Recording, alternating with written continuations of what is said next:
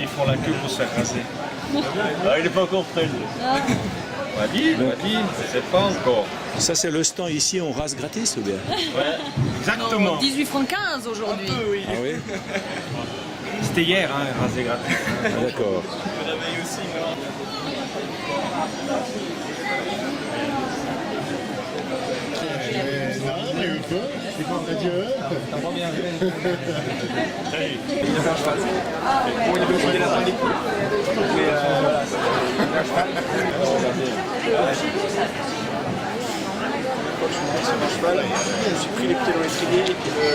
Voilà, je suppose que vous n'êtes pas seulement là à travailler pour le bicentenaire. Quel est votre lieu d'activité?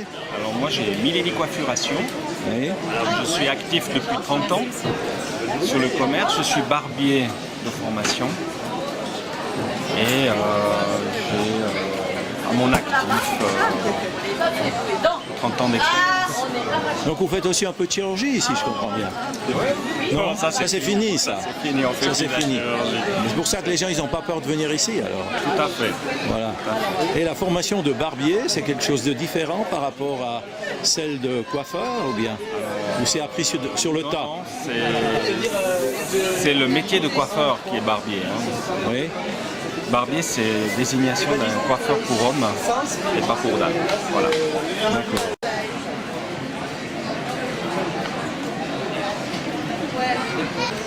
Voilà madame, je vous vois avec un magnifique flacon, ça sert à quoi? Bonjour, alors écoutez, ça c'est de l'hysope. C'est une plante médicinale qui nous vient de Grimens et elle a des vertus thérapeutiques très bonnes pour l'arthrose et l'asthme. Et donc on la récolte, elle est bleue à la base et là elle a été macérée dans de l'alcool. Quand je disais à monsieur qu'il aurait pu faire concurrence aux chirurgiens, je vois qu'il fait aussi concurrence aux médecins alors. Alors exactement. On va voir ça alors. Hein. Tout à fait. Ouais. Ouais. Bien, et puis les clients sont nombreux à acheter ce produit ou bien? Alors exactement, ça intéresse beaucoup de personnes parce que c'est vraiment une plante médicinale et qui a des bonnes vertus. D'accord. Et puis vous allez arracher quand les dents alors? Tout de suite, je vous les fais à vous. Oui, je vais réfléchir quand même. Hein. Est-ce que vous avez pu raser un ou deux djihadistes qui passaient par là ou bien? Oui, on les rase tous les jours. Tous rasés. Tous. Alors il y a du boulot, hein? Ouais.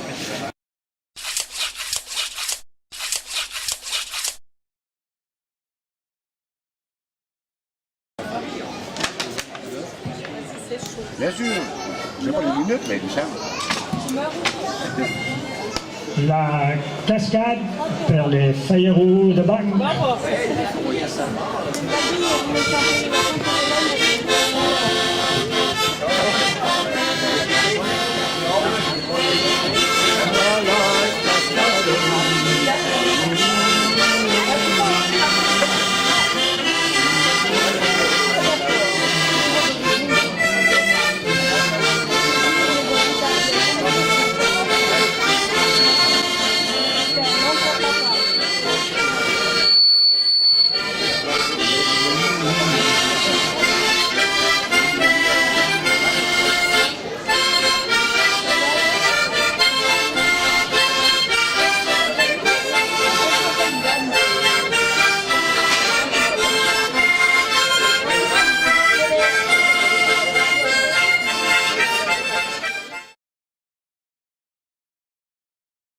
C'est un métier que vous avez appris où et comment? Alors j'ai appris ce métier donc chez un graveur encore qui a eu la patience de me transmettre son art.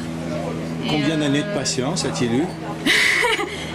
J'ai fait 4 ans, mais 4 ans j'étais pas tous les jours chez lui parce que je suis moi-même indépendante. À la base je suis joutière et justement après j'allais de temps en temps chez lui pour apprendre et puis voilà.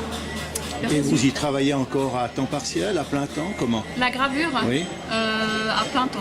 Plein temps. Je fais beaucoup plus de gravure que de bijoux. Après, ben, ça c'est une pièce d'exception, je dirais. Après, il y a aussi tout ce qui est chevalière. Vous pouvez voir, si jamais dans la petite vitrine, on peut graver les chevalières, on peut graver l'intérieur des alliances, recopier les écritures, des dessins, vraiment tout ce qui est... Mais il me semblait que l'étain, c'était un peu perdu de mode, non? Alors, il en reste encore quelques-uns. Il y a aussi des gobelets qui s'offrent encore des fois pour les naissances. Après, c'est clair que beaucoup moins qu'avant. Il faut qu'il soit légèrement courbé. C'est aussi des outils qu'on doit faire nous-mêmes parce que ça se trouve pas dans le commerce. Vu qu'il y a très peu, on est très peu de graveurs encore à exercer. Et puis voilà, on a de la patience, C'est bien. du plaisir. Merci. Vous voyez, c'est là où c'est un peu plus mat. Et après, je dessine directement sur le plateau mon dessin. Et puis par la suite, on voit ça brille légèrement. Je passe juste les traits principaux avec une petite pointe métallique pour que si je passe la main sur le dessin, pas que ça s'efface. Le dessin a été fait à la main? Oui, oui, c'est moi qui l'ai dessiné, exactement.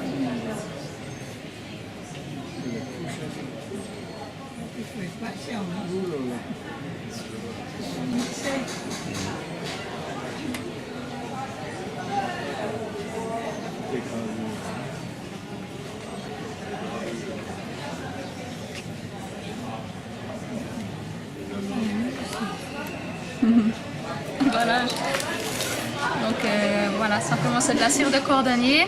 Donc je chauffe et puis après j'applique sur le plateau, ça fond. Ça se met partout sur le plateau et j'enlève le surplus après avec, voilà, avec de l'alcool et le noir reste au fond de la gravure. Combien d'heures de travail pour tout ça? Là, il y a déjà 11 heures de travail. Donc il y en a facilement le double. Voilà, exactement, ouais. On peut voir les emballages.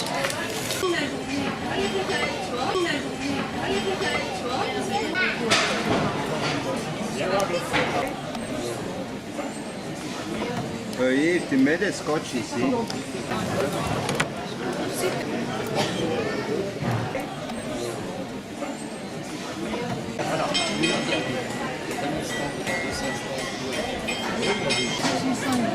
Et ça c'est charmant parce que c'est beaucoup des familles qui nous ramènent, qui disent qu'on a trouvé ça chez nos arrière-grands-parents, qui nous ramènent et du coup ça me fait une jolie collection. Oui, les loupes. Alors vous adaptez encore des verres sur ces lunettes ou bien? Ah, pour les gens qui veulent absolument, exactement. Il y en a beaucoup ou bien? Je pense qu'il y a quand même des gens qui sont toujours attachés aux valeurs du passé, puis qui aiment beaucoup le style un petit peu rétro comme ça, puis qui ont du plaisir soit à retrouver des vraies anciennes, soit sur des modèles maintenant un peu réédités. Merci Dora. Dorénavant, j'achèterai aussi mes lunettes chez Titsé. Je vais faire des bagues en argent pur, tapées au marteau. Voilà, même pas trop.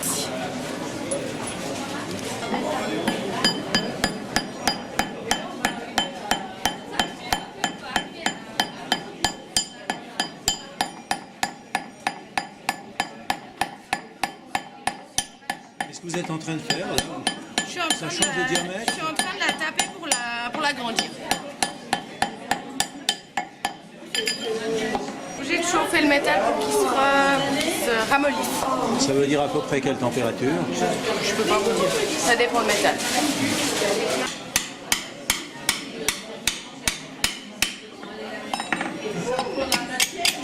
Toutes ces manipulations servent à agrandir le diamètre de l'anneau.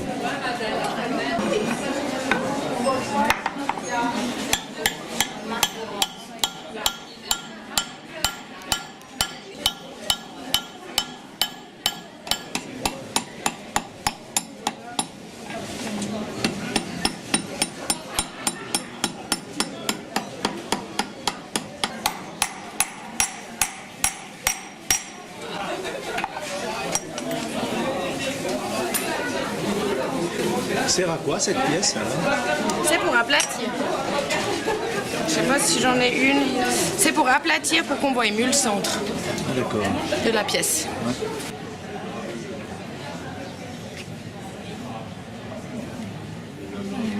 Voilà, est-ce que vous pouvez me dire un petit peu ce que vous réalisez dans vos ateliers? Alors là par exemple je suis en train de réaliser une paire d'alliances en Hongrie. Oui. Je fais pas mal de paires d'alliances sur l'année et puis ensuite je fais des créations à côté. Quand j'ai un petit peu de temps pour moi, ce qui n'est pas beaucoup, et ben je fais des créations. Je fais du moulage, j'ai un four, plusieurs techniques. Donc toujours en or. Non, non, non, non. Là, sur le stand, vous avez que de l'argent. Oui. C'est tout ce qui est alliance où la demande est plus forte en or. Et puis votre atelier se trouve où? Il se trouve à Sornard, entre Basse-Nanda et Haute-Nanda. Oui.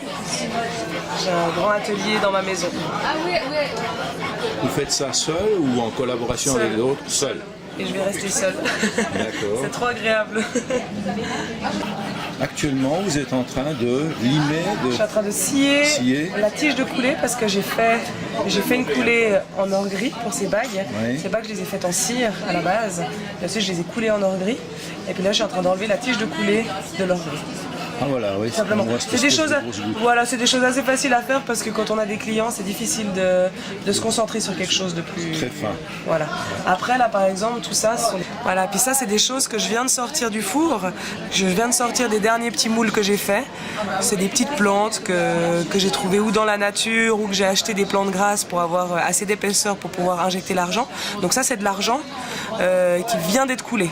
Attendez-moi, il y a la plante et par-dessus on gicle si j'ose dire. Non, du tout. Non, c'est entièrement, c'est un plâtre. On fait un plâtre. Vous voyez, il y a encore plein de blanc. C'est un plâtre autour de la plante. Après, on vient brûler ce qu'il y a à l'intérieur du plâtre et on vient y remplacer par de l'argent. Donc ça, celle-là, c'est la même chose que ça. Vous voyez ce que je veux dire? Voilà. Là, on a la tige de c'est coulée. le moule et l'autre c'est... Non, c'est les deux. Ça, c'est de l'argent et ça, c'est de l'or gris. Mais ça, il n'est pas encore nettoyé. Et puis celui-ci, j'ai déjà enlevé tout ce qui était plâtre et tout ça. Et les outils utilisés sont des outils... On a la fraise du dentiste, on a la pièce à main, la scie, les limes. Puis il y en a plein. Dans mon atelier, j'ai beaucoup de machines différentes. Mais on reste avec des outils tout à fait conventionnels, manuels. Alors, bien sûr. C'est le but ou c'est... Moi, c'est sûr que maintenant, au jour d'aujourd'hui, il y a des bagues comme ça qui se font faire tout en 3D par un ordinateur. Voilà, moi je suis encore de la vieille école, même si je suis pas très vieille. et puis j'ai pas envie de changer de technique.